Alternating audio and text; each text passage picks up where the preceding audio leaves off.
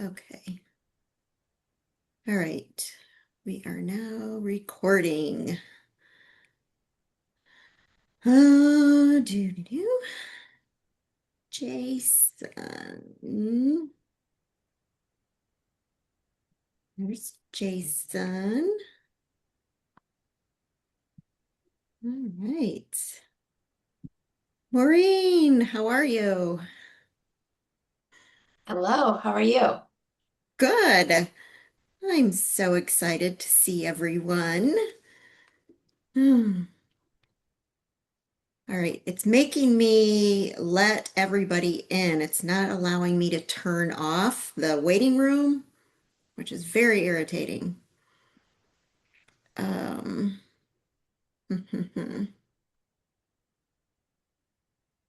so just wait another couple of minutes here. Bill, you made it. Um, here we go. All right.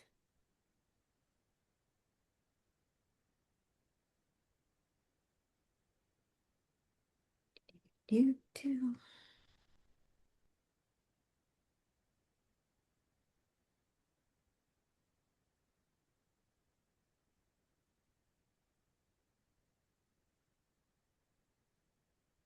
All right, let's see.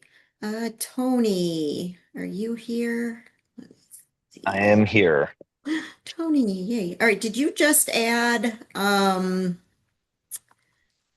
uh measuring th a tool to drive? I don't Social know. cohesion, how to measure social cohesion. Oh, did I? I don't know. I've been working on my recommendations. Maybe I added Okay, something to the driver while I was at it.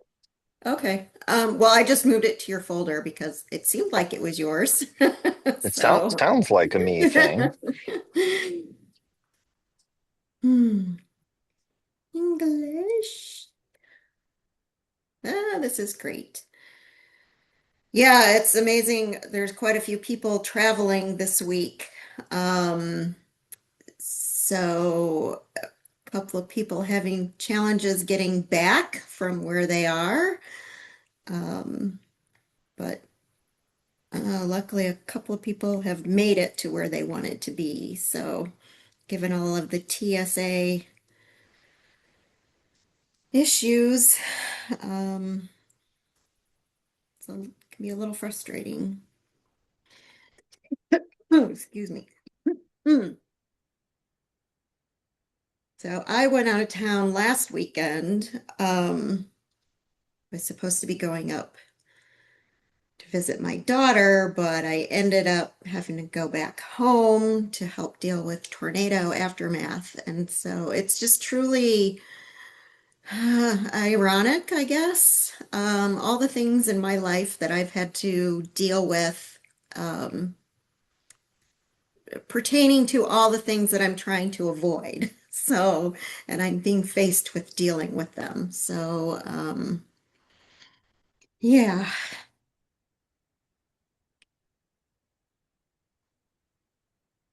All right. We will go ahead and get started. Actually, would someone mind being a co-host so I can make you co-host in case anybody jumps into the waiting room to be admitted? I would, but I don't know how to do that, Jody. Oh, it's really hard. Uh, Um, Hey, good evening, Jody and all. Can you hear me? yes. I'm having some trouble with my connection, so I may switch to my Oh, cell phone, but I'll try on this old laptop as okay. we continue. Well, we can hear you, so you're here. There's Jason. All right. Uh, mm, let's do this. Um,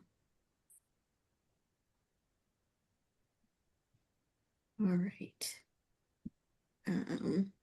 I am going to play teacher here. Eeny, meeny, miny, mo. Oh, Tony, looks like you're the winner. Winner, winner, chicken dinner. Can you I keep will an do my eye best, but on? I'm a little bit out of pocket as I am literally at the theater while my wife is setting up for the show tonight. But I will do Ooh. my best. Make me co-host. I'll Oh, help what as I'm show is able. it? Which one is it? Legally Blonde. It opens tonight and runs through the weekend. Everybody come see it. All right. Let's She's see. literally right there setting up now. Oh, how exciting. Yeah. All right, Maureen, tag, you're it. Okay. Okay, because yeah, I'll just get completely distracted. So, All right. You can also make me co-host if you want. Is it obvious where it is? Sorry, I'm not much of, I'm a Teams person, not a Zoom person. yeah, so if you go to participants and click on Yep. participants, Uh-huh. um, a list of participants should show there, and Uh-huh. then once if somebody shows Oh, I up in see. the Got it. in Yep. the I'm good. waiting room, it'll show up, and you just there's an admit button, and you just hit the admit button. Got it. Awesome. Thank you. Thank you. Thank you. Oops, didn't mean to do that. All right. All right. Let's get to it. There is a lot to cover tonight. So hopefully you all saw the agenda for this evening. So I'm going to highlight the very boring opening screen here that this is this Norwalk Sustainability and Resilience Task Force meeting for March 19th. And we'll get back to that in a second. So without further ado, our agenda for the evening. We're going to do Teams updates for those who did not have an opportunity to do it at the last meeting.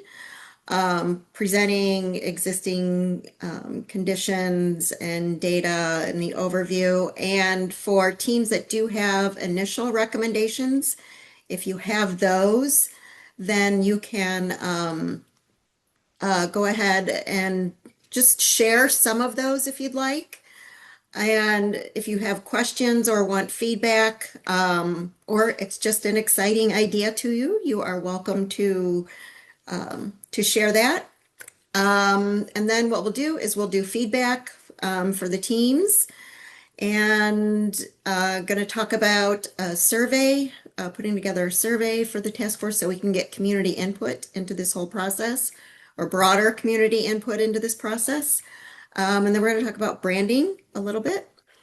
Then our next steps. So I'm going to go over the recommendations formatting with you all so that we're all putting things together similarly, which will just make it easier for me because as we go through and put things together, so you have your outlines.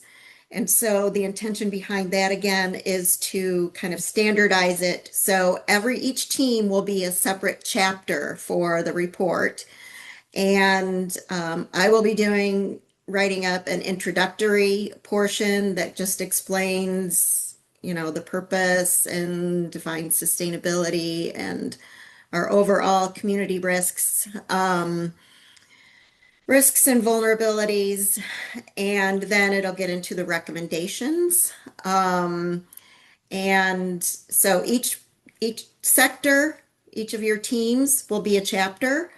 With the overview of the sector, and then the first part of the write-up that we did last time, just explaining where we're at here in Norwalk, and then the recommendations sections.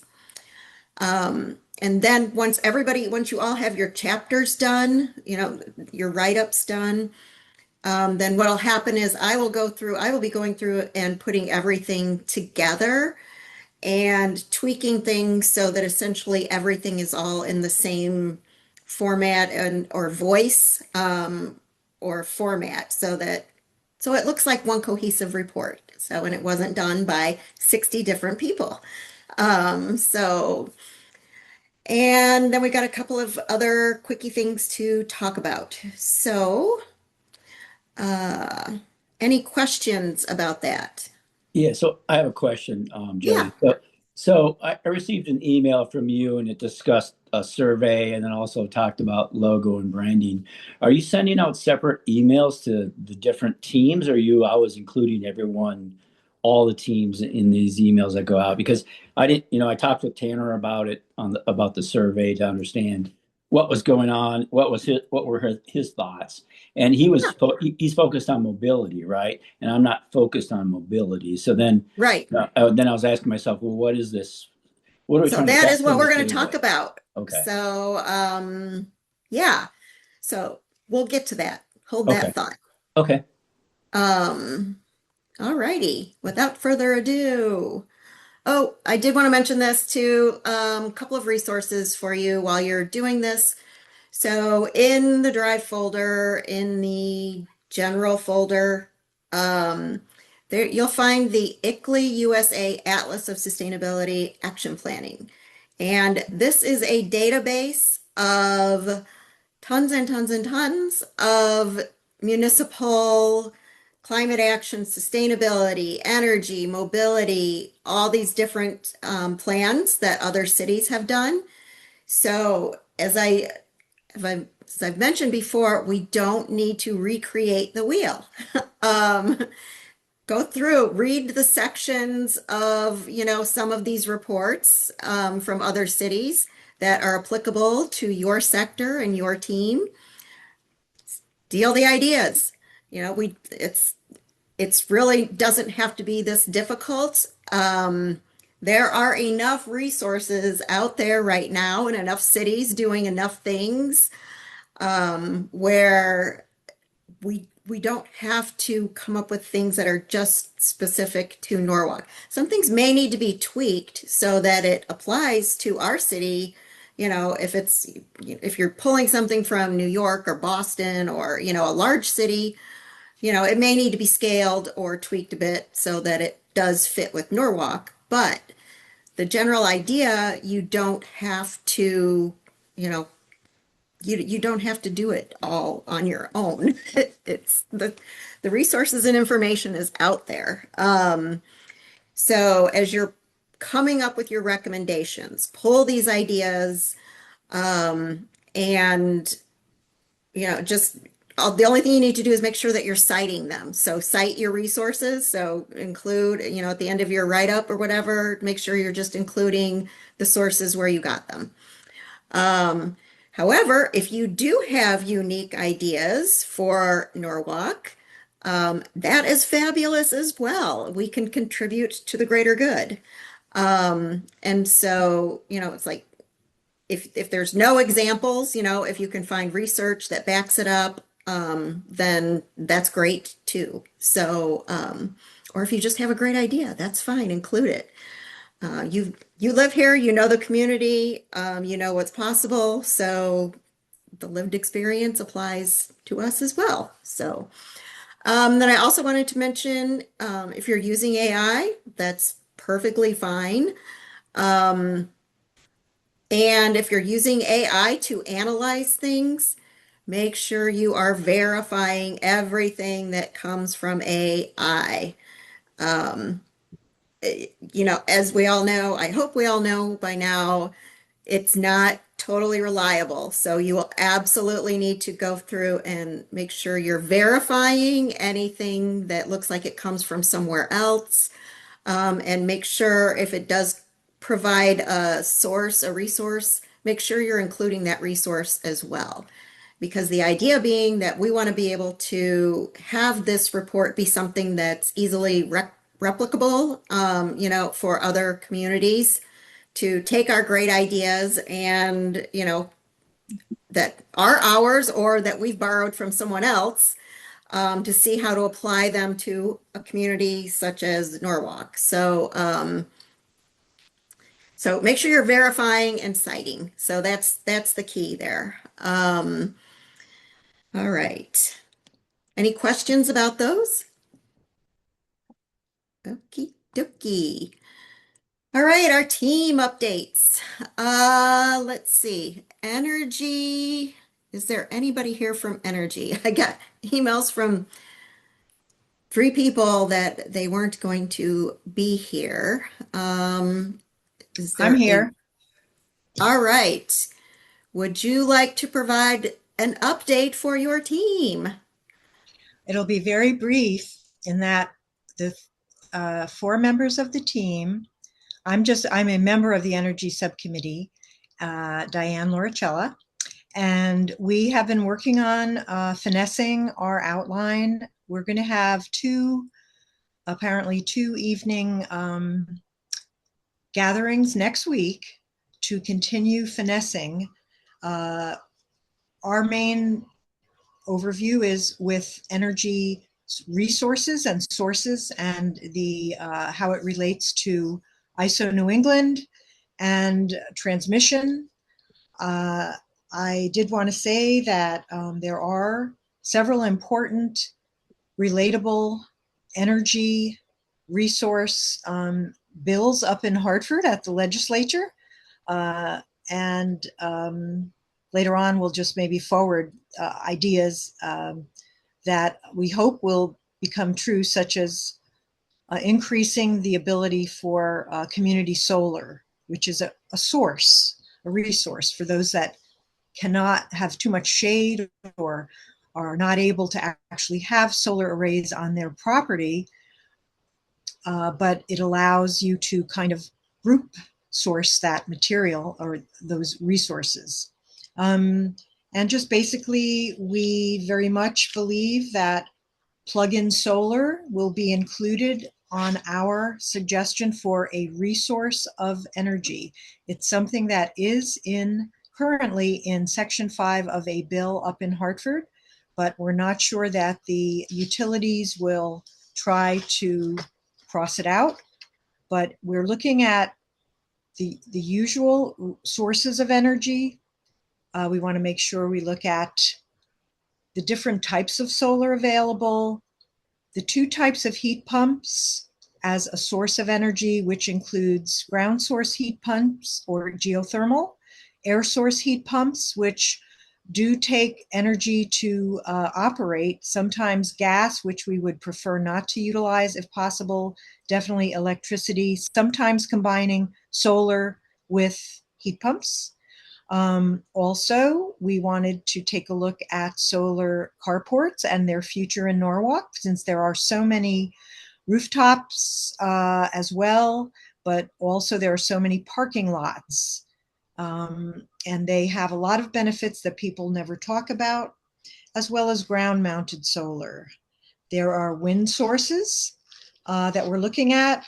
There's nuclear is being looked at in different ways, and we are currently doing some research about that.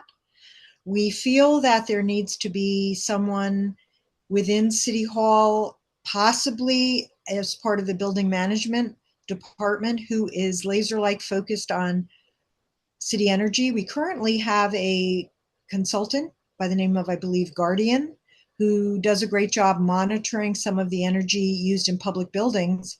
However, there is still a need to optimize the use of clean energy in all of our public buildings, including the schools, but also finding a way to have regular updates for the public on efficiency, and then a commitment to clean energy opportunities, and help cultivate webinars and the like. So in Norwalk, lastly, I want to say it's never easy, because we not only have Eversource as our utility, but we also have two taxing districts that have their own enviable price per kilowatt.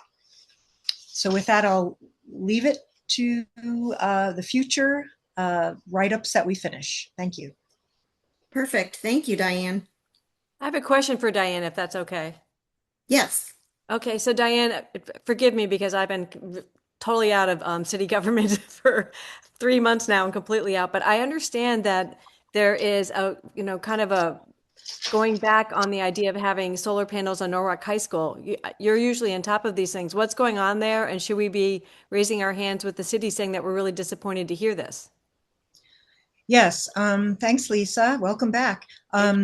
Yeah, so when the Norwalk High School was first, the design process was made public, and there were some public meetings and meetings of, as you know, with city council committees, land use and building management especially. The public and myself advocated for not only rooftop solar, but also a possibility of carport solar, and anywhere possible for ground mounted solar. Right now, there is the plan to have some rooftop solar. I have to play catch up on the land use and building management, but the building management department did what I expected they would try to do, and that is to cancel the carport solar or over parts of the parking lot. I have to look into how that ended up being accepted or not accepted by the Land Use and Building Management Committee of the City Council. I think that is not a good plan because there is so much land, and many teachers and staff like having this because it shades them in the summer and keeps snow off of their cars in the winter. But there were the usual excuses used during the public meeting. I have to follow up. So it's disappointing if they're not using carport solar. That was going to be in the plan, and I believe that currently that is on a shelf or has been canceled.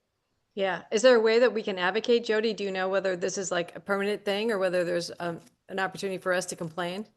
I am not sure, but I will absolutely find out. So, Yeah, I yes. will. Yeah. So, yeah, we'll work together. Yeah, I Yeah. just haven't had time to look into literally listening to, I think it was 2 months ago, maybe a month ago at Land Use and Building Management when it was brought up. And Alan Lowe and the current chair is Colin, and previously it was Barbara Smith. So Yeah. we'll just have to see what happened. I think we can advocate for them to maybe change their tune. Yeah, I think that they canceled it is for what I was hearing a rumor. Somebody reached out to me and I just haven't been able to confirm it, but I think that we should complain. I think this people in this committee ought to complain a lot Yeah. to Colin and to the mayor and saying, I thought we were going to be the greenest city in the state of Connecticut because this isn't a good first step by this new administration. I agree. I will definitely look into that and let everyone know. So I will send out an email after I find out. So, Paul. Hi. I had a quick question for Diane. This might be a little bit out there, but do you know if anyone has done any looking into small hydro power?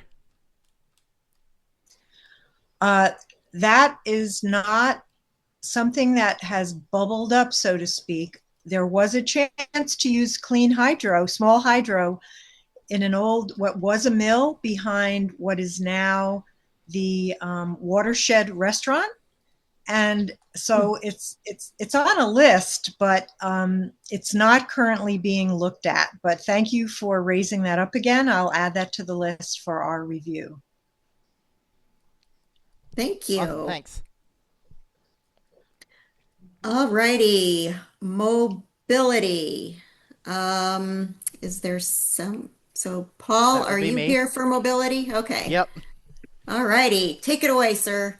So we met for the first time, I guess, in person this past week, and we started kind of fleshing out current conditions. Did our and filled out our SWOT analysis. I guess the sort of main, we're looking at a couple of different areas. Broadly speaking, we're looking at walking, biking. We're looking at public transit, and we're looking at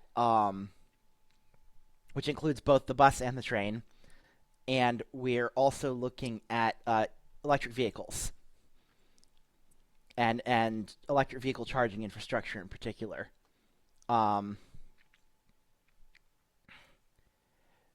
But we are thinking that aside from greenhouse gas, the main metric that we want to track is mode share, because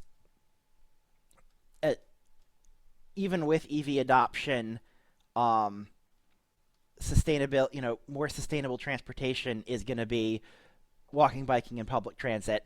So we want to try to drive, people to use those modes more and make those modes more appealing. And I think that a metric that shows that we're successful in doing that is that more people are making more trips using those modes. So that's kind of what we talked about with metrics. We came up with a couple of other metrics, but we think that aside from greenhouse gas emissions, that's going to be the big one. We've been gathering a bunch of data to try to sort of clarify some stuff. I was able to reach out to Norwalk Transit District and get recent ridership data and kind of what they're working on and what the status of their network is. It is a little bit harder to get a hold of Metro North. I'm going to keep working on that. They publish some data, but not really detailed enough for our purposes. I know they collect it, but they just don't publish it. So we're going to have to submit a request for information to them to get it.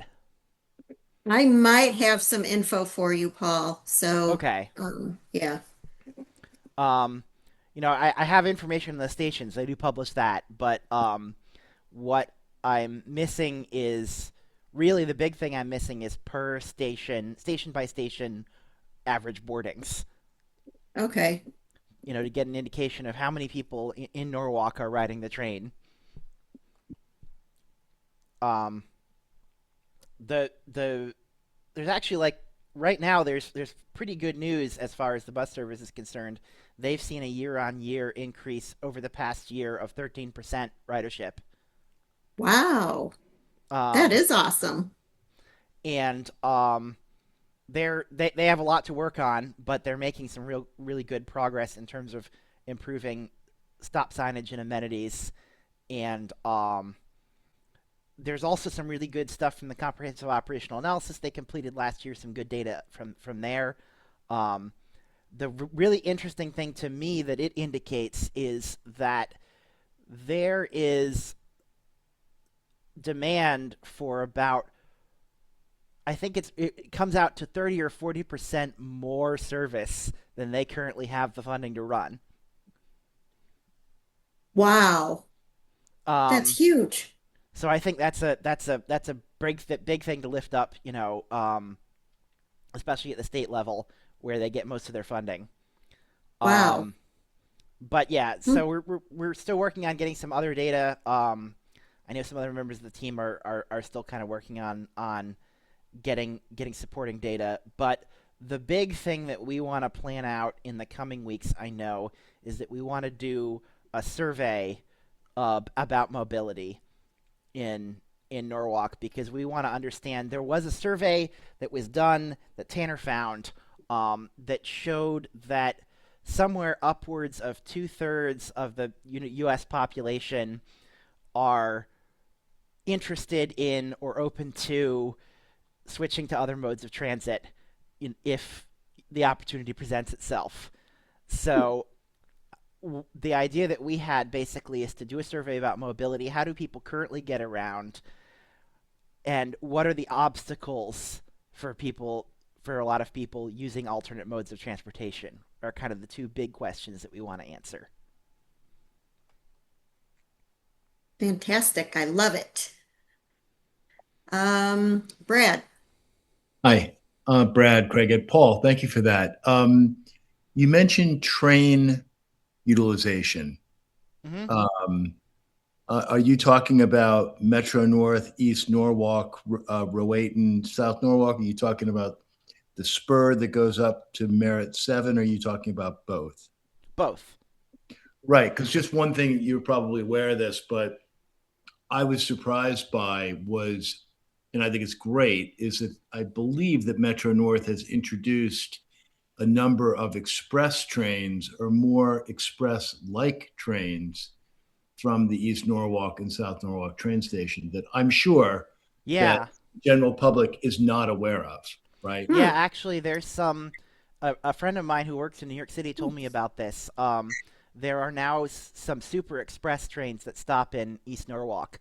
Right. So you can get a Super Express train that only makes, I think it basically only stops, goes East Norwalk, I think Stamford, and then the city. Exactly. Wow, that's I mean, fantastic. that's good for people have always thought of Norwalk as not being commutable. Although, for some reason, Westport and Fairfield, which are further away, are entirely commutable. Doesn't make any right. No, actually, between East Norwalk and South Norwalk, we actually have great access to the city. Now, if you want to commute the other way, the story's a little different. But Sure. It just yes, seems to me that this is something where we can add immediate value absolutely. by Yeah. trying to get somebody from the administration or whoever it is, I don't know, within the city, maybe it's you, Jody, I don't know, to thank Metro North for doing this and encourage them to do more. So all the people that live within walking distance of the train, right, are made That aware. is so huge for helping with transit-oriented development, which is what we are trying to do. So yeah, that is a giant plus. And I think a big thing that maybe the survey will help us with a little bit, but that I would be interested to find out is sort of what are the obstacles for people taking the bus to the train station, even if they're not within walking distance. And I think I know what some of them are, but I would really like to find out, from a broader spectrum of Norwalk residents who ride the train. Because I know a lot of people, especially in South Norwalk, but I know it happens in East Norwalk too. They don't walk to the train station. They're too far away. They drive to the train station and park there, which is, there must be a reason they're doing it because the parking is not cheap there. But I would like to kind of find out more about the obstacles there and what we can do to help people, get to the train station more easily. Right, and exactly, and getting cars off the road. We're not talking about necessarily bringing more people to Norwalk, but the people that are already here, trying to figure out a way to get them there more efficiently. Right, exactly. And so my understanding, using Stanford as an example, for quite some time, Harbor Point is chock full of, I'm not going to say tens of thousands, but thousands of people that go to Metro North every single day, and they have buses that take them to the train station, right? So I don't know, it just seems to me that there's a bit of a disconnect here within Norwalk, in terms of public transportation. I think there is, and I think some of it might be awareness. I agree. Okay, thank you. Thanks. Thanks, Brad and Paul. Heather. Hi. I just want to bring it up again. I know this has been on my wish list for a while. I work at the high school. I love, I'm referencing New York City, where we're providing free buses. I get asked all the time from the kids for tokens, and I really feel like kids would be more engaged in their education. I brought this up with the superintendent. I brought it up at a Board of Ed meeting. I would love to do I would love to have them do some cost analysis of what it would cost to provide free bus passes for our students so they could get to and This from is something that's maybe day after. This is something that's come up in the General Assembly, actually. Okay. I think it came up again this year. I might need to ask Travis or Kadeem if they know what the status of that is. And one of the things, we have the whole thing in New York, Mamdani, saying that he's going to provide free busing, and they have provided free busing for all the seniors and all the students for years and years and years, and they are still, able to pay their bills and things like that. So I think getting some of that data maybe from New York and how they deal with their students getting to school and things like that. I could probably get you an estimate of what that would cost pretty without too much difficulty. And it would not be extremely expensive, I don't think. But I also think that if you're meeting with the NTD, that trying to find out more demographics about where their ridership is. If we had some good data as far as, Yes, the comprehensive operational analysis has some really good data on that, actually. I'd like to really, I keep pushing it with the Board of Ed, but I don't see any movement with the transportation people and the Board of Ed working together, because last year our busing costs for the Board of Ed increased $1 million. So Oh, that's wow. above and beyond where they were. So it might be one of the areas where we could have some cost savings too. Yeah, for So, sure. I mean, if our public bus system can also serve students' needs, that's yeah, potentially a huge efficiency, right? there's a lot of parents still picking their kids up after school because there's not really the bus availability for them as much. They're, Yeah, exactly. And especially, when you wish have list. students doing after school activities and you have complicated schedules, it can get difficult very And there's a lot of quickly. kids that don't do after school because they don't have rides home. So, Right. and that's Right. And that's really unfortunate, and you really want to everyone to have that opportunity. okay. So that's my Great wish point. list for you guys. Yeah, yeah, great point. Awesome. Very cool. All righty. Buildings. Hi, folks. Maureen Molly. I can share where we are on the Buildings and Development Subcommittee. We divided and conquered in terms of sort of researching the state of play around, we divided things up into the profiling of the housing stock and the building stock, evaluating incentives, rebates, and financing, and then code zoning, and then also a little outreach with the development community, including the affordable housing and those serving the underserved populations.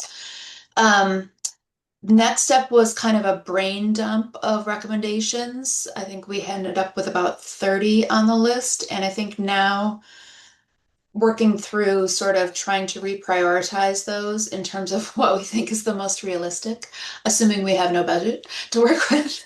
um, so of course, having to recognize that the costs are borne somewhere, but maybe you don't have to show up in the city budget. So I think, like, for example, sort of the one possible, this has not been vetted by all of us yet, but one possible sort of top five might start with energy benchmarking and disclosure as a stepping stone to an actual building performance standard. A building tune-up or retro commissioning ordinance for large buildings, solar ready requirements for new construction, streamlined solar and heat pump permitting, and just maybe some things that the city can do as sort of a lead by policy without spending, just talking about every future city project adhering to maybe a more visible and elevated standard of sustainable buildings, so that we're kind of like demonstrating first that we're walking the talk.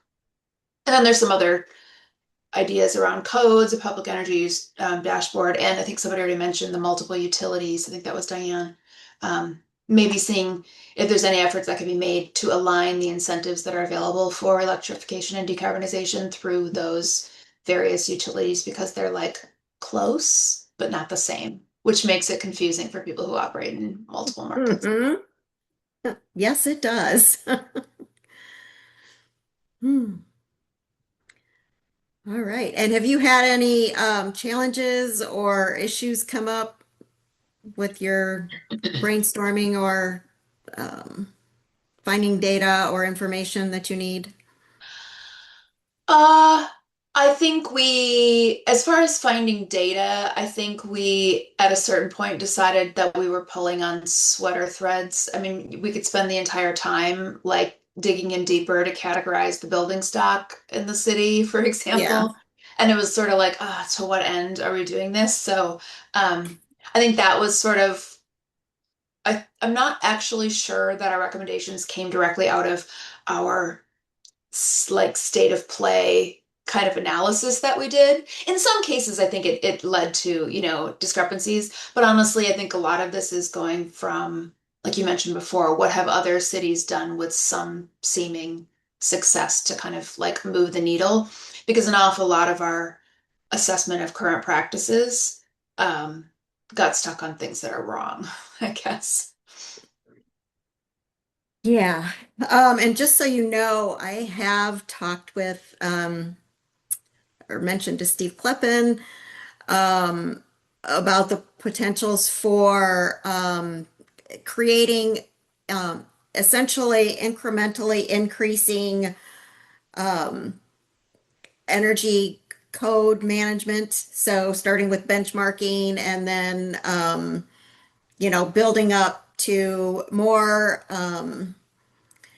uh, cleaner building standards. So, and he was open to it. So I am going to be meeting with him to discuss that. So Okay. essentially be laying out our plan through 2050 so that we can, by the time we're at 2050, we will be building, you know, cleaner, almost ideally net zero buildings. So, and he was open to it. So, that's very promising. Cool. So that would have never happened in Illinois, just so you all know. This is a huge, huge win. I was so excited. I was just like, Steve, you totally know how to make a person's day. So the fact that this can happen, you all don't know like how exciting this is. So, Paul, you got a question? Yeah, I mean, this might be a little bit of an anecdote to motivate a little bit what we were talking about earlier, but one of the things that has a, is affecting me personally right now is that the the energy efficiency incentives offered through Energize CT are like advertised as being available statewide, but then you find out that if you're a municipal customer, the program is administered by Eversource and UI, and it's really not clear what you're supposed to do or what your eligibility is. Yep. Thank you for bringing that up. Hold that thought too. We're going to get to that later too. So, yes, it is. It's very confusing. Um, but yeah, we're going to talk about that. So thank you for bringing that up. All right. Waste. Do we have Hello, somebody everyone. presenting on waste? I'm Diane Lauricella. I'm so sorry. I'm afraid that if I turn on my camera, I will be frozen. So I apologize anyway, I'm having a bad hair day, so I don't think you guys would want to see me. Anyway, the waste subcommittee has been working on the outline. Many folks we welcome additional team input in the suggestion mode because it just makes it easier to parse out as we're writing up a final outline for Jody. It helps sort things, and little by little we're filling in the blanks of an outline that one of our members and Jody put together, and I am adding to it. We did present last time, but I do have some updates, some of which are exciting, and may I mention those? Yes. The first is one of our members had put together a not-for-profit several years ago, Betty Ball. Sorry she couldn't be here tonight, but her group is called Skip the Plastic. So we're kind of a coalition of sorts. There's two things she wanted to announce. One is that Skip the Plastic will have a cleanup along the harbor again on Earth Day on the green. So that's the 25th of April, which several of you are leading or helping put together. So stay tuned for it's a wonderful time for families and kids to take a look at what washes up on the harbor, on the coast.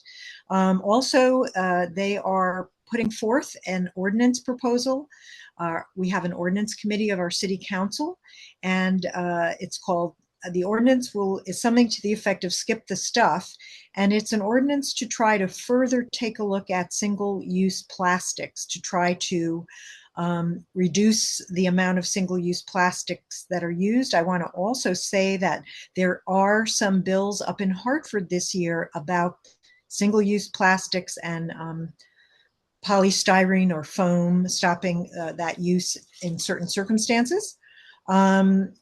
I also wanted to say that we are looking at doing a waste and recycling businesses that are in town, a survey, and possibly some gatherings, because there are companies in this city that either haul away construction and demolition debris, waste itself. We have several groups like Goodwill that recycles clothing and other materials like shoes and purses.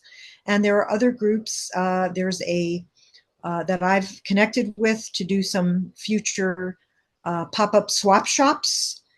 There's the group that is already had one at Five Fingers Studio, and there will be another coming up. And this weekend, there's going to be a thrift connection, a thrift on Saturday at Space Cat Brewery. So you can have brews while you also help recycle stuff. You do have to get a ticket, but it is online under Space Cat Brewing. It's a thrift event. There are several legislative bills related to waste reduction, and many of them take a look at increasing food donation. So last time we spoke, we were talking about all of the different waste types. There's a waste management hierarchy and an EPA food waste hierarchy as well. And we want to make sure that our city is optimizing, as one example, the food scrap or food waste stream by taking a look at what can be donated, what can be used for animal feed, what can be also used for either pilot program or small composting facilities. And also what we currently do is haul away our waste, and it is recycled into rich compost up at New Milford Farms and possibly in Southington as well at their anaerobic digester, or used to be. We are looking at every key waste and recycling stream to make sure the city is optimizing the recyclable stream so that we reduce our overall municipal solid waste, because it is over $100 a ton to haul it away to either Bridgeport or out to New York.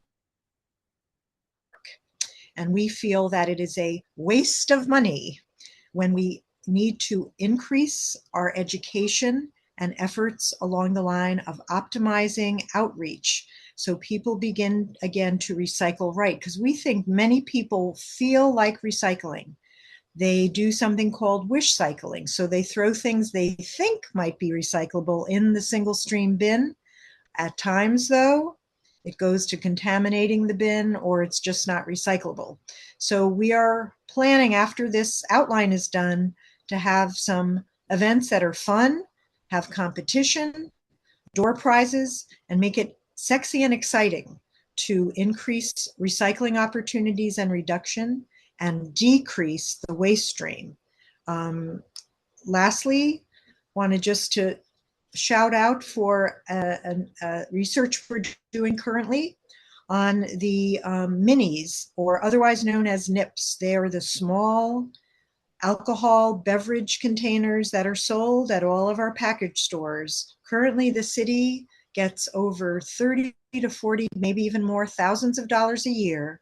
And I and others across this state lobbied to make sure that it was the beginning of attempting to reduce the litter caused when people throw them out of their cars, or they get into the storm drains and into our harbor and our rivers.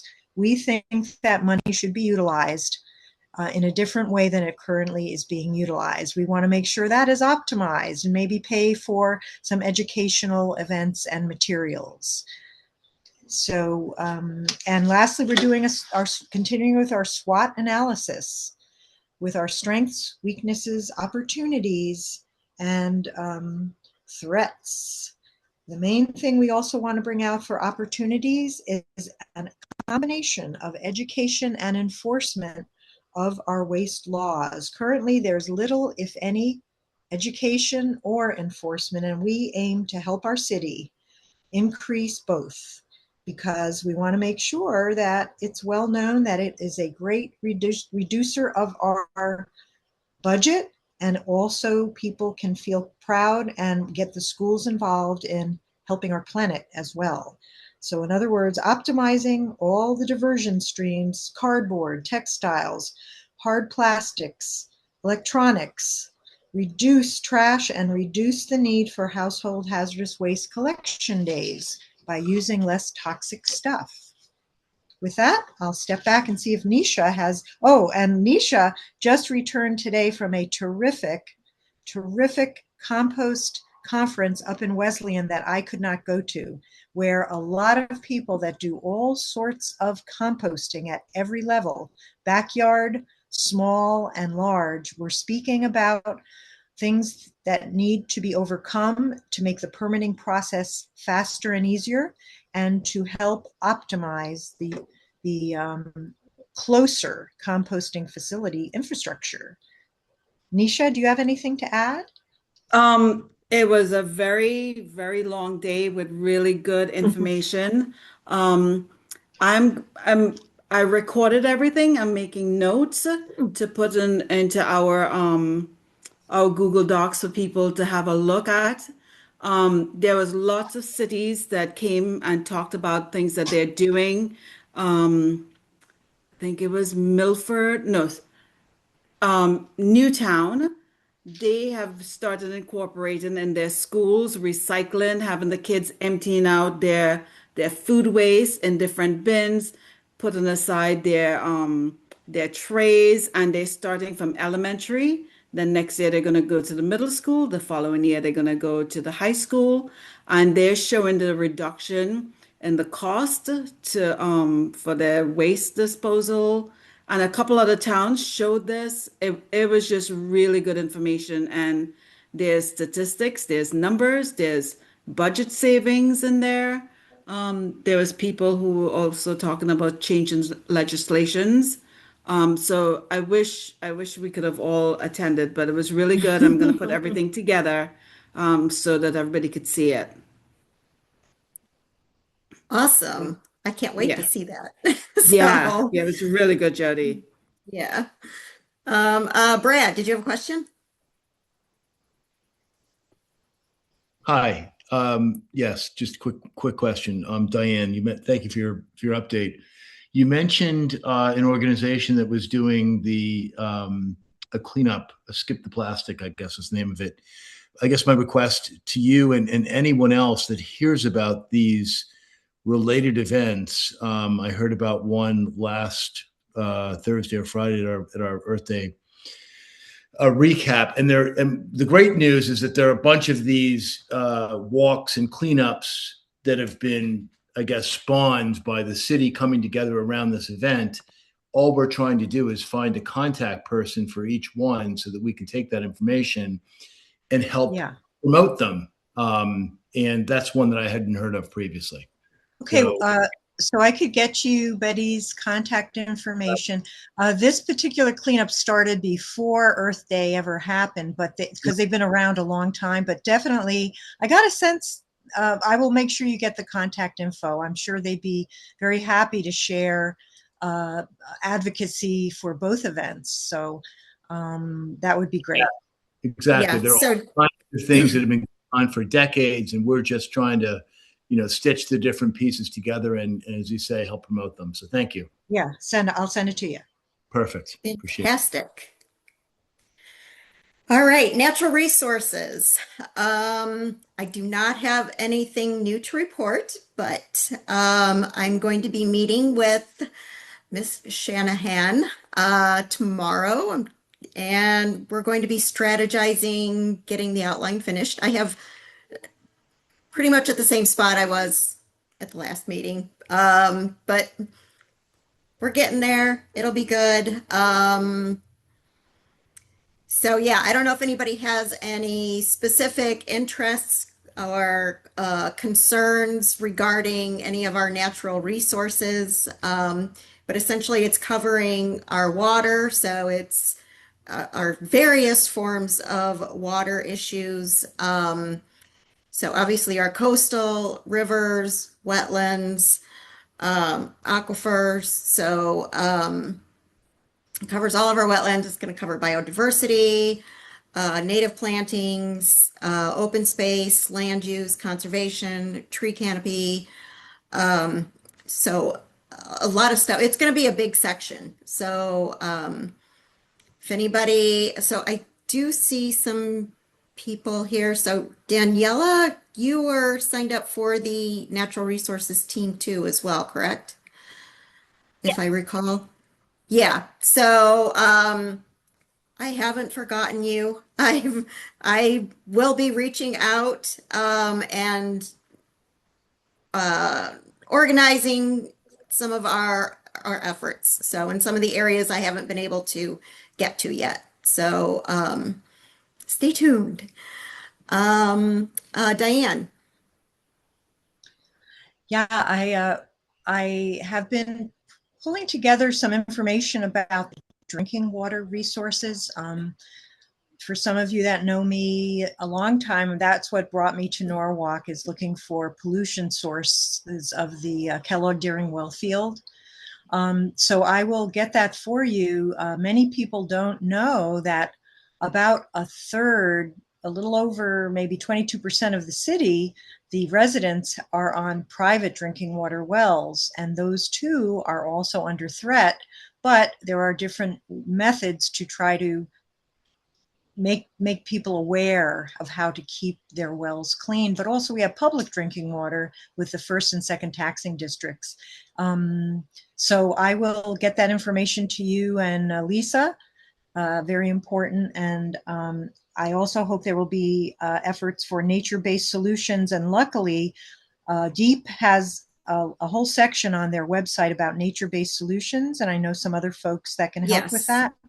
Yeah, and then lastly, on open space, in our city, there in the charter, we are supposed to be keeping track of an open space list and also flagging those places now privately owned that are threatened to be developed, such as the Silver Mine Golf Course.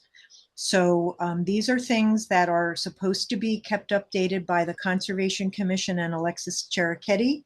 Not so sure that is taking place, but I think it would be very good to make people aware in this outline. Yeah, I know we do have a list of our open space, so it does exist. So thank you, and I look forward to those resources. And on that note too, I did want to throw out there that I did come across some interesting information on PFAS in our water here. So I bought a filter. I'm just saying. Yeah. So yeah. I that was one of the, I didn't want to mention any particular methyl ethyl yucky poo, but that is one of the things I will send to you. Okay, great. All right. You know what? I'm gonna back up here to Tyrone. Are you there? We're gonna go back to mobility for a moment. Tyrone, do you want to give us a quick briefing on your project? So Tyrone is working on a plan for transitioning our police fleet to electric vehicles. And it's a very exciting plan. Yes.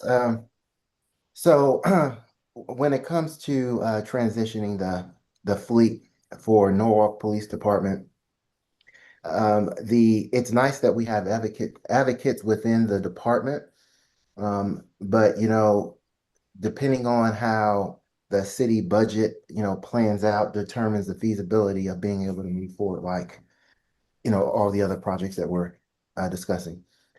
But with this project, the plan is to propose 3 different recommendations for the police force to transition their fleet. The first plan is to allow the fleet to transition their administrative vehicles. What that means is administrative or vehicles that are not used for emergency services, such as the police chief, deputies, detectives, school resource officer vehicles.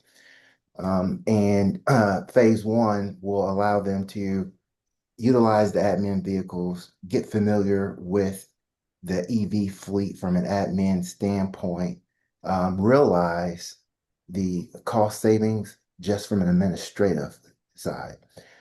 Phase 2 involves where you have the entire administrative fleet fully electrified, and then you slowly introduce a few patrol units into the electrification. Doing so will allow the police force to not feel like they can't take on the challenge, or some police departments have this fear. They don't want to go 100% into anything because of change. And so one way to combat that change is to have that slow adoption with the introduction of a few patrol units. And then the third option is to create a community resilience hub out of the police department. What that entails means that the police department will eventually and ultimately be self-sufficient. That entails having solar panels, potentially on some type of canopy that absorbs all of the energy. Of course, that's free. That energy can be converted through a generator where it can be stored into battery storage. And so the police station would have level 2 and level 3 chargers. The level 2 chargers would definitely be with all the admin vehicles, depending on the time and day, time of year, number of police officers on a given shift. Patrol vehicles could utilize level 2. But during peak times, of course, they're going to need to utilize level 3 DC fast charging. So with those 3 phases, that is what the recommendation is going to be for the city of Norwalk. There's also going to I'm also going to include some funding options, a funding stack. As we all are aware, I'm preaching to the choir here. It's very difficult because funding changes by the hour. So, just I've tried to figure out how to move forward, because you propose, oh, let's say we'll have X grant in 2 years, but then tomorrow that grant is no longer available. So it's just an interesting challenge, but we will have some funding options. And then let's see. Last but not least, when it comes to the city of Norwalk, it's not the only police force that is transitioning. The city of Pasadena is already 100% electrified. California, South Pasadena police department is fully electrified. There are many police departments across the country that have already started electrifying. And for those who may not know, the Kia EV, which is fast, because EVs are faster than ICE vehicles, period. But it's not as fast as a Mustang Mach-E or a Tesla, can outrun the current police ICE vehicles. Just to give you a heads up. So if they want to stay on par and be able to actually perform their job effectively, they're going to have to transition. And last but not least, so I don't dominate conversation, to give everyone a good laughter, the state of Connecticut has a no idling law. And police cars idle all the time because they have to keep the car running in order to have the electronics going, meaning the lights, the computer that they're using, the receipts, everything in that police vehicle has to stay running. I mean, the engine has to stay running, and they burn a gallon of gas an hour. The Norwalk Police Department last year alone spent about $350,000 in gasoline. That also wears out the engines pretty fast, doesn't it? Well, not necessarily wearing the engines out, but the maintenance cost in general is high. So when it comes to, for example, brake pads have to get replaced about every 10 to 15,000 miles on an ICE vehicle. On an EV, every 100,000 miles. The biggest cost factor for an EV are the tires.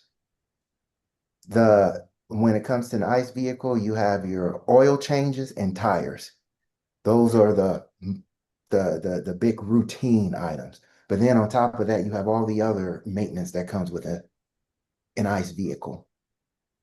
I personally have I have a EV myself, and I had it since 2021. I spent a total of $1,000 because I bought new tires. That's it. So the cost savings is real. Wow. Oh, all right. Tyrone, Thank can we you ask which one you, so much. which car you drive, which EV you drive? Because, Yes, I have the Mustang Mach-E. oh, nice. Okay.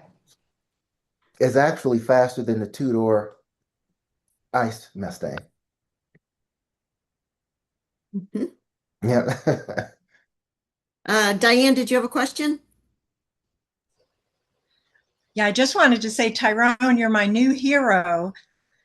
Several of us mentioned a transition for the police department years ago, and thank you for doing the work to let them know how much in gasoline they're using just for idling alone. So that's terrific news. And should you need any help advocating to maybe expedite them to take a look at the patrol cars, I know that Westport started with some patrol cars. I do not know, I don't think they're 100% electric, but you may want to check out Westport right in our next town. But thank you for this news. Oh, sure thing. And thanks for that. I have checked out Westport, and you are correct. They're not 100%. But the fact is that they're ahead of Norwalk. Now, Norwalk currently, I don't know if I said this or not. Sorry if I'm redundant, but Norwalk currently has 2 Blazer EVs for school resource officers. So they have somewhat started, not somewhat, they've started the fleet, but the transition, but they need to do more because it's going to be a tax savings for Norwalk, and you can reallocate that cost savings to other critical needs in the community. Especially if gas prices and oil prices explode like they're doing right now. So, so thank you, sir. I wanted everybody to be aware of what you were working on, and it's going to be amazing. All right, health and happiness. Anne. Trying to unmute. Can you guys hear me? Yeah. Tony had to jump off, so Tony is really leading on this, but I can give an overview of where we are in our process. So this is the health and happiness overview. I also have a specific interest in sort of the intersection with mental health and climate anxiety. So there's that component as well. Building resilience, addressing eco-anxiety, and but in terms of our outline there, we're working on 2 parts. Part 1 are the initiatives and goals that could be started immediately at very, very low, 0 to no cost. So let me see if we can get my slide here. So part do you 1, want to share your screen? You know what? I can't because I'm on 2 different Okay, devices. that's okay. Sorry. No, that's fine. I just didn't know if you wanted to share your screen. That's Yeah. fine. So part 1, these are things that we could start doing right away. One would be having a mayor's proclamation declaring social health a priority for Norwalk. I mean, we have our declarative statement, but this would be sort of a proclamatory process, framing with really special attention on social isolation as a public health emergency. Number 2, creating a social and civic health task force, permanent working group with monthly civic coffee for public input. So that would sort of serve the purpose of creating the task force, but also with built-in in-person gatherings for people that are interested in being part of that. Number 3, inspires citizens to self-organize. And Tony's already laid out a lot of this infrastructure of welcoming committees for people that are new to Norwalk, creating a city directory that's accessible to people that that is comprehensive. Activities fair and gatherings challenge is what he's calling it. So those are all sorts of things that could be started soon. And so when we looked at part 2, which would be more like targeted investments to achieve some of these goals, identifying funding, what we're looking at right now is there are overlaps and things that are already happening in the city and things that are funded, and agencies and nonprofits that are doing some of this work already. So this is just sort of preliminary. So doing a dashboard that kind of shows, similar to a heat map, they would be sort of like mapping where people are experiencing isolation and visually representing that. Creating a youth mental health pipeline, coordinating with school clinicians, peer wellness groups, potentially branding a helpline. These would be investments, and some that are already being done by various nonprofits. Digital wellness and media planning, family media plan distribution, kids outdoor activities, free no tryout sports, specifically focusing on girls age 13 to 16, which are really identified as a particularly vulnerable age cohort for social isolation. Closing, and we have some data on this, closing the Latino healthcare gap, bilingual community health workers as navigators, which we do have some of that happening in the city already. And framing, and this is kind of where I'm coming in more with my particular interest in specific mental health concerns related to climate change and the climate crisis. Looking at climate adaptation and adaptation to change is an actual social determinant of health. Ooh. So that would be I sort love of that. Yeah. And, kind of doing public education around that. We're going to do some of that on Earth Day. There'll be a little bit of that. But just kind of getting people to understand what that connection is and how to build resilience and how to, going along with sort of things that Diane was talking about, getting the public educated, and working against some of the freeze response that happens when people feel overwhelmed by things that they can't control, right? So helping to motivate people to, like we're all doing here, getting active, Yes. participating, being part of community, trying to be part of a solution. Yeah. So that's where we're at. And Tony said he would also write a few notes and send an email to the group. Oh, wonderful. Oh my God, I love all that. That's so amazing. Any questions? Do you have any openings in your schedule? No, I do not. I could have used you today. Oh my goodness. Oh, what a day. Yeah, I was very glad that we were all meeting tonight. I'm like, okay, I Yeah. need my people. Yeah. So, yes, it's so important. The social connection is so important. So, yeah, thank you. All right, wonderful. Sandy. Sandy? Hi, can I join that group? Yeah, sure. Yeah, of course. Okay, so just email you.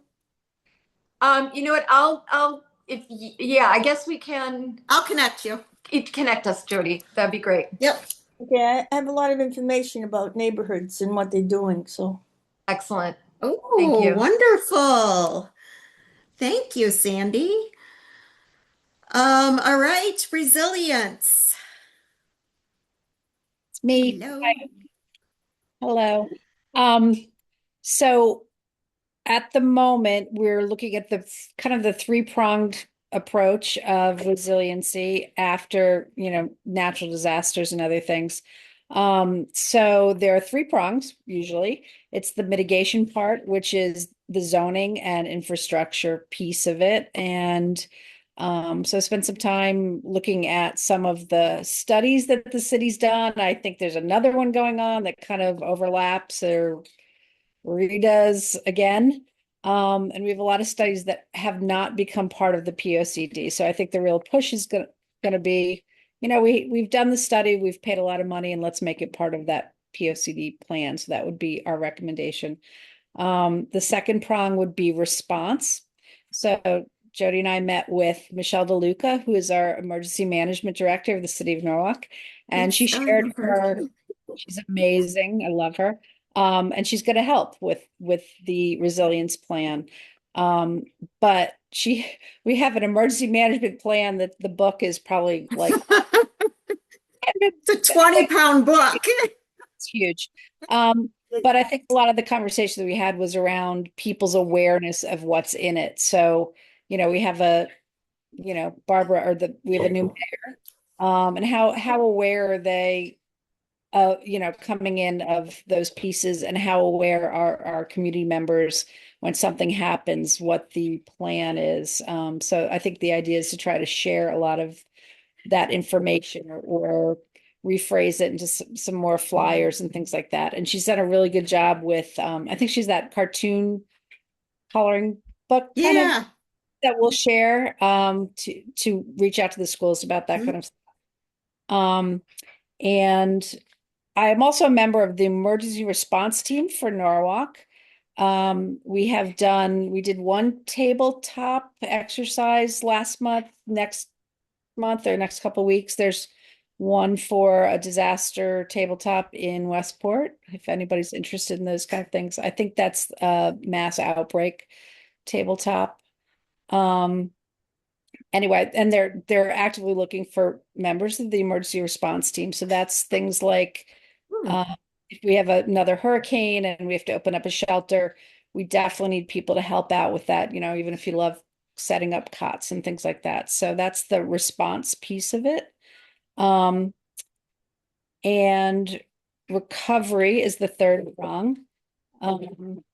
And we're going to be setting up meetings with the community hub, or the people that kind of support the recovery piece after a natural disaster or things like that.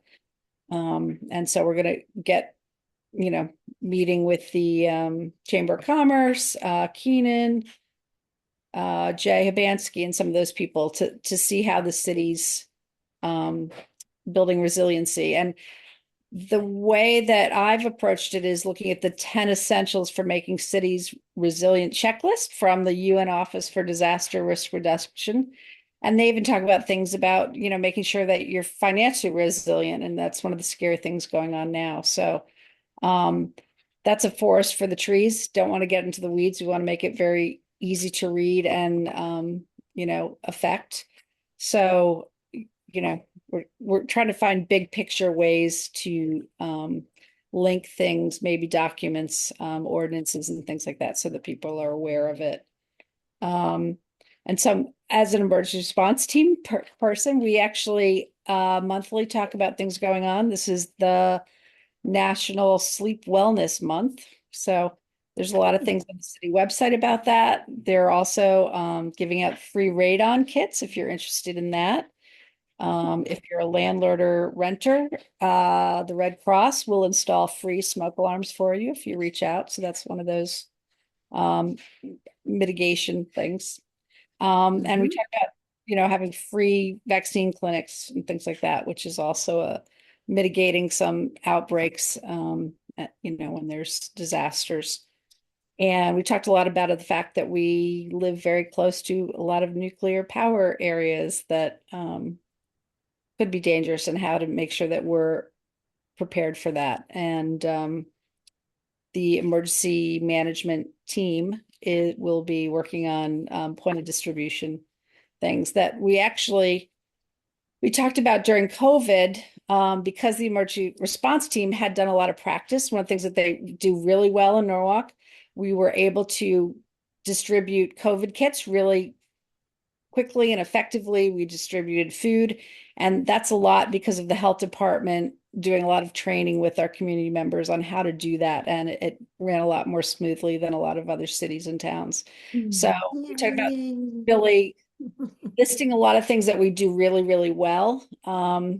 We had Healthy for Life, which some of the things that Anne was talking about, we have identified health risks, areas of health concern, like heat zones in the city and things like that with, that's Teresa Argandazzi has that information. We got a state grant, I think about 5 years ago. So there's a lot of that data on there. And there's a lot of information on the Hudson to Housatonic. They've done a lot of studies and stuff like that. So we will probably incorporate some of that. And it may just be links to that information rather than incorporating it into the whole document. So that's easy to navigate. And we talked a lot about getting that up on the website and how and what that looks like. But Jody, you were there. Anything you want to add? Wonderful. Any questions? You covered it wonderfully. So yeah. Yeah, it is really reassuring to know how much the city, is capable of already and how much, a lot is already in place. So that was very encouraging to learn.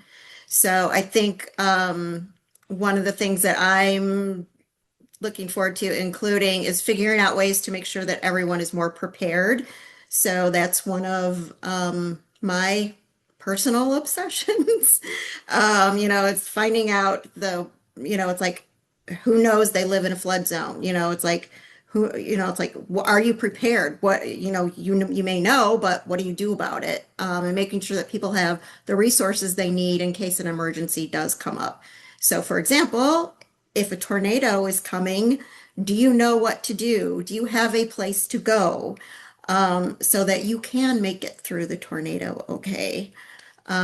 So yeah, that type of beefing up a little bit on that end, but yeah, the recovery and response is amazing resources and capabilities. So, I think Diane.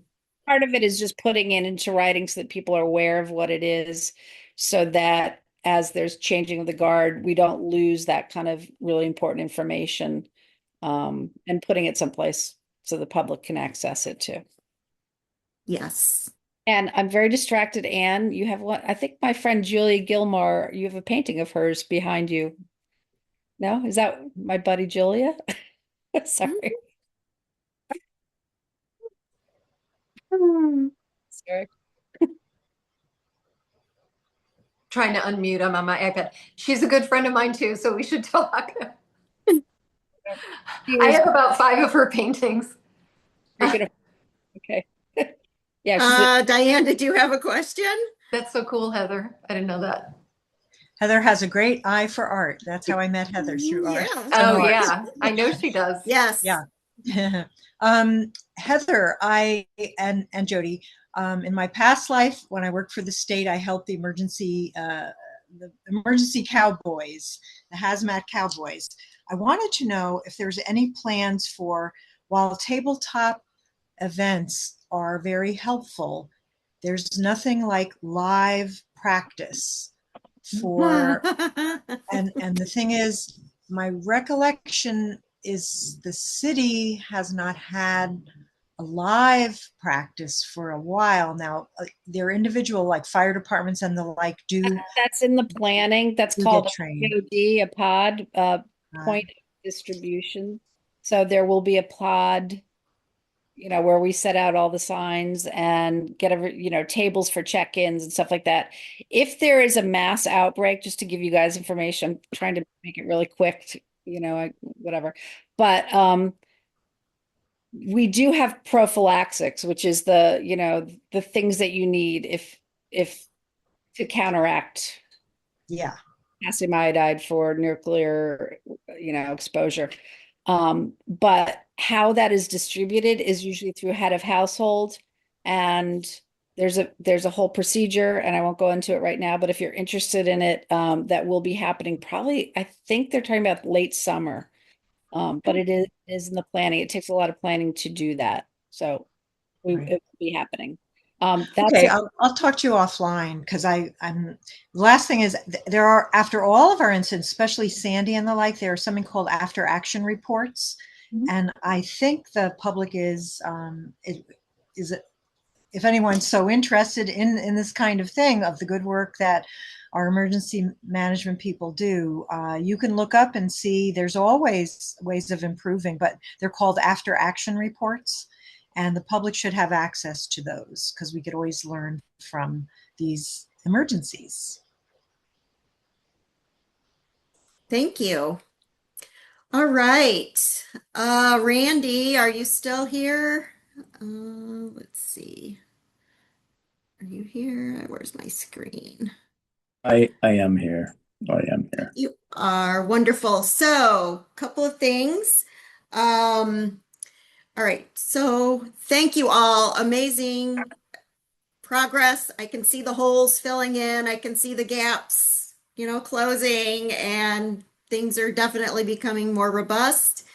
Seems like everybody seems to be on target, and on schedule for keeping on our task. So we should be good. So a couple of things I wanted to touch upon now. I understand if you all have to go, we're going to run over a little late. Sorry. But I do want to talk about the survey a little bit. So I reached out to our community engagement team about starting a survey that can go out to the community because we need to get more community, a broader input from the community at large. So I thought a survey would be a good way to start with that. So I reached out to our community engagement team, and Randy agreed to spearhead that initiative. And then I got other inquiries from mobility. And then Diane, you mentioned, you wanted to do the waste outreach. So I thought we should probably talk about it in general, because as Tanner from mobility and Randy were talking or thinking, the ideas came up about, do we want to put everything into one survey? Would it be better to do separate surveys? So I thought we could have a brief discussion about that. So Randy, if you have, you can Well, from my perspective, I think they illuminate a little more. Yeah, I think they need to be short, and I think that you may need to have more than one survey because, Tanner's going in a different direction than community engagement versus waste. And so maybe at events, maybe that's where you present the survey, and they should probably be 10 questions or less and more focused on one of the silos that we have. That's my perspective. So, and I don't know where because I think a long survey, you're not going to get people perhaps paying attention and completing them. Yeah, it's very easy for a survey to be too long. My employer made this mistake. They sent out a 100-question survey about commuting, and nobody filled it out. Oh my gosh. And I was thinking, maybe would you incent them? So say, for example, you're at Earth Day and, you're on Earth Day and hey, they can have some of my worms, right? As an incentive. But then I was thinking, how does that skew the results? Or maybe I'll give them worm tea, right? I got my worm tea in the basement. Diane, you'd be very proud. But yeah, so, I don't know. But yeah, again, I think separate too long is a problem. And that's where I'm coming from. Paul, I think you. Yeah, and I think there's also going to be a difference in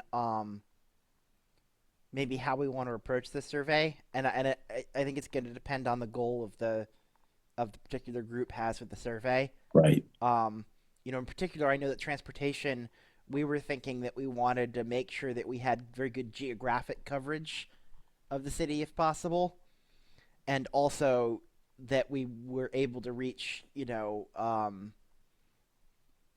lower income folks who may not, be plugged in, because those are the folks who are more likely to ride bikes and more likely to take transit from everything we've seen. And they may be hard to survey, Paul, right? Because Right. they might not, they're It's not going to be a out there. challenge. Yeah, it's a challenge. Absolutely. So, yeah. So yeah, it might be good if we could have at least one ready by Earth Day to, at least survey some people. So I don't know if each of your teams wants to work out questions that you think would be helpful to have or know, feedback that you want to collect from the community. And what we can do is submit that I'll create a folder in our drive for that. And then we can keep finessing it and finagling it from there to get it out. So I know Tanner has some ideas for getting it out. And because, Jody, yeah, were that's there obviously the were there challenge. any goals that you had specific for the survey? I mean, in conversations with City Hall and things like that. I'm just curious.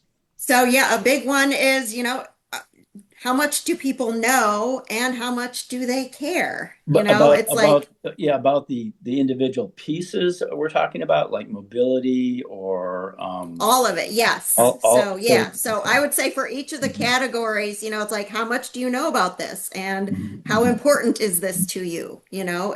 Those would be the two primary questions that I think would be really helpful to find out, because that's what's going to really give us our direction for prioritizing actions. It's like, what do people care about? What's important to them? So that's really what we want to grasp on and, to give us direction. So unless anybody else has any other thoughts. So, Sandy, you got your hand up. Sorry. Yeah, I think it's important where you pass out the survey and how you tell the people that they're safe doing the survey. I know myself, I'm always signing different things for politics and everything, and people say to me, well, aren't you afraid they're going to get your name and they're going to use it somehow? And I say no, but I think people now are very frightened of putting their names down to anything. So at Earth Day, there's going to be people that I think that would be a good place, because I think they would feel safe and they knew what was going on. But, like sending something to just homes that, in sending it and saying, fill out the survey, a lot of them are going to go in the wastebasket, especially for people who are low socioeconomic areas and things like that. So that's really important. And how I was a former math teacher, so it's like how the survey is printed and how easy is it to fill out.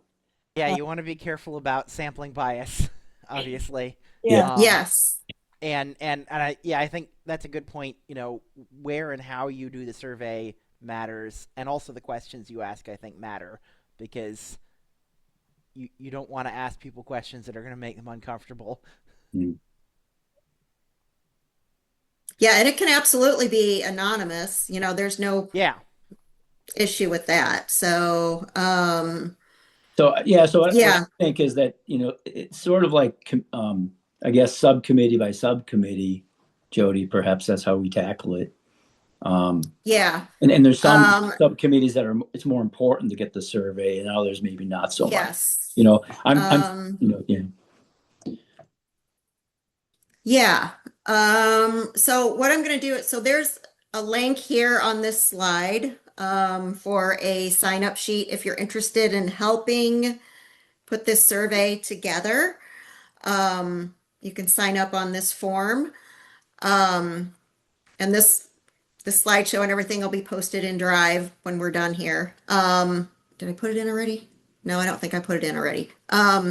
So you can just go in and sign up on the form that you're willing to help. And then we can use the community engagement team to help us figure out the strategy for getting it distributed throughout the community. So, does that seem feasible to everyone? Yeah, Heather. Can I just make one comment on? Oh, sorry. No, I just wanted to ask, can you give us some time frames for stuff? Because I am running a couple events this summer, but it might be too late. So if you gave us some kind of like bookends of starting and ending wish lists.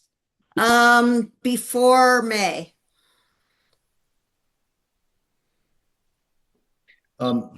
Jody, just in terms of community engagement, just to be clear with everyone here, I mean, the one avenue that we can use other than Earth Day, of course, and that's really, on-site one-off, is to go through the neighborhood associations across Norwalk, and I'm happy to do that with others. And I know Heather was either ran or was involved with the Silvermine Neighborhood Association, at some point, right? So some of these are very active, some of them are sort of nascent, but there's at least a half a dozen, maybe 10 associations around Norwalk. So if we can come up with a list of a contact person for each one, that's a way to try and promote the survey. I have that list. Oh, so right. Fantastic. So yes, brilliant idea. All right, great. So I think we've got some, and I'll send out an email with this link in it as well. So okay. Let's see. All right. Thank you, Randy, for starting that. And Tanner's got a lot of good ideas too. So with electronic options and all of that. So, all right. So the second thing I wanted to talk about is branding for the task force. Seems silly, irrelevant, but it's actually pretty important for getting our message out, getting community awareness that we're here, that this is a thing. Because as far as I know there's a Sierra Club chapter around here, and we obviously have our environmental organizations, but there's not really any organizations that are doing this, focusing on, community sustainability and looking at things. Well, we obviously have sustainable streets. And with all the amazing work that they're doing. So, but this is like the only organization that's really, gives a place for people to come together and collaborate. And in order to make that most effective and help the outreach, and help raise awareness, having some sort of branding around it really, really helps. So the city where I came from, we had, it was the Naperville Environment and Sustainability Task Force. And we ended up just calling it NEST, and everybody knew what NEST was. It's like it's like a community term. There was another community, and it was Lombard. Anyways, it was Link. See, it's like I can't remember the name of the group, but I can remember, their acronym and their brand name. So, that's why it's important. We want to be able to like stick in people's heads. So I threw that out. It's like we need to, like come up with some sort of ideas, and then Randy took it and ran with it. So these are some of his ideas that he came up with for us to start discussion on. And Jody, so just basically spitballing it, but when I think about acronyms and logos, it's really about what is the feel that we want these images, logo to represent. How do they represent Norwalk? And so I kind of moved away from trying to match up these 9 pillars, to an actual name like Thrive. And I eventually moved away from that a little bit. And I'll share that with you guys just briefly before we jump off. But again, just spitballing it, that's all it is at this point in time. But Jody, if you want to share what you have, or if you want me to bring it up? I have no problem. Yeah, so this was one. So I love the resilient, connected, sustainable. Love the colors. So I'll just go through them quickly here.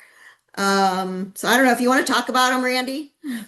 So are you sharing on a whiteboard or where are you? I'm sorry. Oh, it's in a PowerPoint. It's still in the PowerPoint. Okay. Can I? Is it okay if I share my? Yeah. We'll go that way. Sorry, guys. See if I can do this. Oh, backgrounds. I'm just going to do it with my backgrounds here. So basically, I started out with. Hold on. Let's see. Can you see that? Or is this backwards? Oh, there we go. All right, you can share your screen. I'm not sharing. Okay. What's going on here? Can you see that or not? I'm just curious. Can you We see can, that? but it's very small. Oh, okay. I got you. So you're not, All right, let me try to share my screen then. Hang on here. I don't know if I can do this. Photos. Oh dear. Let's see. If you go to the bottom of the people screen, there's a share square down there. And if you click that, it should come up with the window where your images are. Maybe I can't do this. Yeah. Or did I? Okay. It said, wait, you got to click something.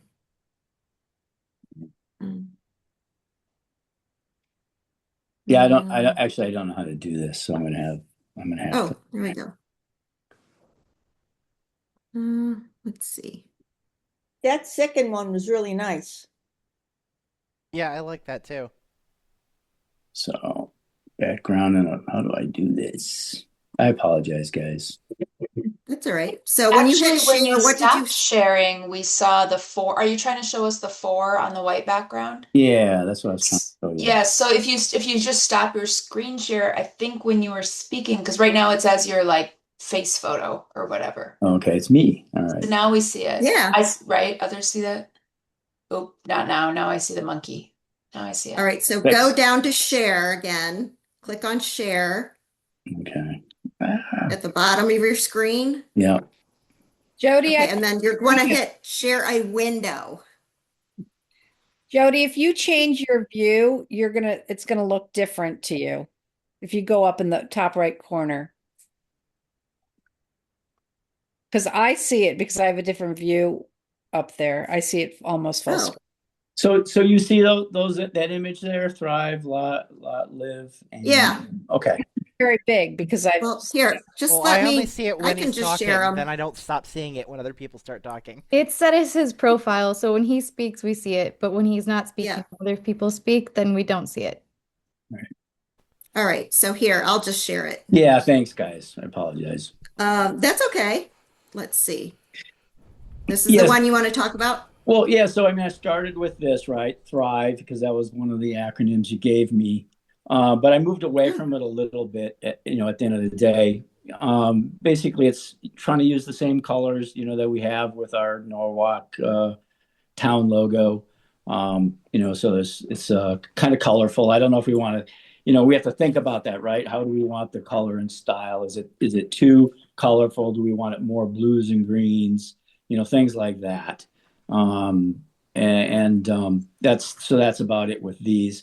LWIN, the one down in the lower right there. I don't know if that really works because it doesn't make any sense. You can't verbalize it. These are just the original thoughts I had. Then moving on. And so, moving on. Do you have some of the other ones, Jody, that you can share there? Okay. Yeah, and so the one there, Norwalk Connected, was another thought in terms of, just a kind of a phrase that we could use. This is more of a poster board. Words, not a word salad, but for banners and things like that. I'd probably flip it horizontal instead of vertical. But it's really just saying, bike safely, develop, smart development, future thinking, connect for coffee, stuff like that. Reduce and recycle. Just kind of, dropping that kind of those images out there. Then there was the Norwalk Resilient, Strong, Connected. I'm really thinking instead of a strong, I was thinking about Boston Strong, and I said, well, I don't like it because of the connotations of what it means and the bad shit that happened. Sorry, when that, you know what I mean? So it's more like resilient, sustainable, and connected. I didn't like sustainability, Jody, just because it's 7 syllables, right? Blah, blah, blah, blah. Yes. and so I I shrunk it down to like 3 things, and do all the 9 pillars fall under resiliency, sustainability and connectiveness. For the most part, yeah. And so then do you have the one with the tent? Yep. Yes, I do. Oh. So then this is the one without the tent. So I was thinking of 2 different what would you call it? A pyramid or a triangle, because it's solid, it's a foundation. Thinking I would, and so that's where my head was at with that. Maybe too confining though, and too rigid. Again, I don't know, again, this is spitballing, whatever you guys think in terms of direction, or you've got other ideas, definitely, bring that up, and, we can go in a different direction. But I guess the final one that I liked was the tent, because we have a broad, it's kind of, this is a broad topic, I guess, from my perspective, and it's a tent that covers a lot of different things. That's all I'm saying. And so that's where I ended up with that. And where do you use them? We have flyers, we have, banners, we have emails, we have surveys, we have brochures, we have the website. And so, we have to consider all those different things. Again, a t-shirt from my perspective, which I would love to have, because it would basically on the day, people would know who the representatives of the task force are. You know what I mean? Because they'd be wearing the t-shirts or whatever. And so people would know who to go to if they have a question about stuff. But anyway, that's just all future thinking. I've got contacts with some designers that have been in Norwalk for a long time, and I was definitely going to meet one of them for coffee tomorrow and start talking further about this. But again, this is just me, right? And there's a lot of other thoughts, and this is kind of more of a shared effort. You know what I mean? I love it. That's my point. So yeah, it's a perfect kickoff. So what I'll do is I will include these. Like I said, I'll put them in Drive, and I'll send the link for that in the email that I'm going to send out too with the survey. So everybody can think about it. It's like, we're not going to decide right now, but I love this. It's very inspirational to get our juices going. And I have a favorite already, but it's up to you all. But and Jody, it will change. You know what I mean? So it'll morph. So the only experience I have with this is with running the wrestling club in Norwalk for 10, 15 years, and our logos and designs and the stuff that I know my friend did with Zeus, it all changes over time, right? And so we'll don't be afraid to go out there and throw something out there, and we have a brochure, and then it changes the next month, or changes the next year. We're not pigeonholed. I guess that's my point. If we change our philosophy and how we want to be perceived, let's we can make those changes. It's not a problem. I've got a lot of skills in Adobe CS tools and all that stuff, and so it can all be designed. Awesome. That's all. All right. Thank you so much, Randy, for jumping on this horse and taking it. So, English. These are very fun. Great for stab, Randy. My only comment is the one with the tent. It's very fun, but as it sizes down, it's going to be very hard to read. I'm a designer also by trade, so I know how hard that's going to be. 100, yeah. Yep, 100%. And so there was some other designs I was thinking about for like when you shrink them down for like an email salutation. We should Yeah. all, when we send out emails, we should have a salutation that with a logo Yeah. that says who we are. And that's where I think I had one just Norwalk Connected was Oh, the one that I liked just because it was simple and again not so much noise, like exactly, like you're saying. So definitely on the same page. Again, it's bad. different. No worries. I just wanted to point it out in case we were really, really Yep. into this one. Just sizing down is going to get real hard. 100%. Yep. And then as far as the images go, we can use real images like Sono and different Cranberry and East Norwalk or whatever, Oh, yeah. down below instead of how would you say just those generic images that are there. I love all the colors you pulled in, though. I think Yes. the color is very needed right now. Having bright Well, thank you. brightness is good. So we're Yes, chartreuse. and I don't love know, all the images. I love the pergola from the green and everything that you captured in this image is amazing. Oops, Diane, did you have a question? Comment? Oh, I just wanted to say can you hear me? Yes. Yeah. Just want to say to Rainey, thank you for your fever dreams about this, and a lot of us will be dreaming about other images and things. I really like the colors, but I do want to say that any of the images with the wave, that was part of a former city logo, and we do not want to be inundated by a wave from a hurricane. So I just would like to say that 100%. I will put forth other images too. And I do agree with English in some of the stuff I've done with trying to get people to recognize possibly also another way to advertise and brand is to literally have a competition for the logo and make it exciting and fun. It's work though, but yeah, I would like that. I would actually like That's that. a lot of work. Because no, I'm sure you guys thought of it, or have our youth at an NCC or the high school help with that. That's all. But anyway, thank you for your effort. Sure. We could also do, if we establish the logo, then we could do like a t-shirt design contest or something related. So Yes. an established brand. Right. Yeah. All right. I'm so sorry. We are obviously way over time. I completely apologize.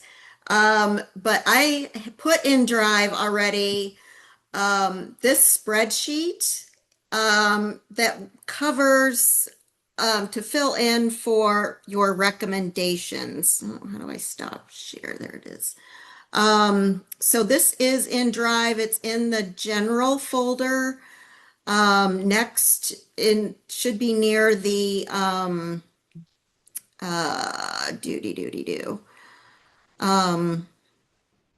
oops, sorry, I'm looking for my other. It's by the outline. So where did it go? Sorry. I had it all ready to go. Oh, here we go. All right, so you can see essentially, so this is exactly what's in Drive. So it's just one spreadsheet, and then each sector has its own tab at the bottom. But essentially what you're going to do, so I just filled some in as an example so people could see. So for buildings, we want to decarbonize all buildings by 80% by 2050. How are we going to do that? Our objective one way to do that is improve energy efficiency in existing buildings. And so what are the actions that we need to take to do that? They're just broken down here. So implementing the Heat Smart weatherization program, host utility bill review and weatherization programs, promote the CPACE program, create and implement benchmarking and energy reduction ordinance. Then the metrics, which you've already identified, tracking, how, it's like, how are we going to track those metrics? Is there a way to track them? If if whatever your recommendation is or the action is, if it's got specific target dates and times, like 10% by 2030, 30% by 2035, whatever, you can fill those in. If there's co-benefits, I'm going to put a sheet in about co-benefits. So obviously emissions reduction is a primary factor. But then, it's like there's also economic factors, health factors, in general, human living factors. So it's pretty straightforward. It's like who's responsible, who would be implementing this, or are these things that, the community does, that the city is going to be responsible for? How expensive is it? Obviously, you're not going to know the cost breakout for everything, but if you can ballpark it at least, that would be helpful. The data, you've already done the data and the data sources, and I know a lot of you already found potential funding sources. So this is just a way to put everything all together, so I can keep it organized. Just going to be filling it in as you go along with your recommendations. If you have questions about it, let me know. But it sounds like the way you all have your recommendations in your, outlined already, it should be just dumping them in here. So would be really helpful. So if you don't want to put them in the spreadsheet, that's okay. Just make sure you write it up as text in your write-up, in your outline write-ups. So either way is okay, but having it in the spreadsheet would be incredibly helpful for me. Any questions about that? All right. Quick thing here, Brad, you're up.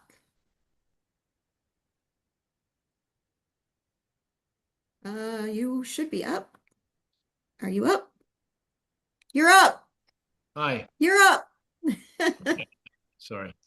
Thought we skipped over the section. Yeah, I mean, just in terms of the community engagement, that's the plan, is to reach out to the other neighborhood groups. But obviously, in the meantime, we're focused on Earth Day. My wife Tracy's running it, along with a number of people that are involved in the group. Here we go.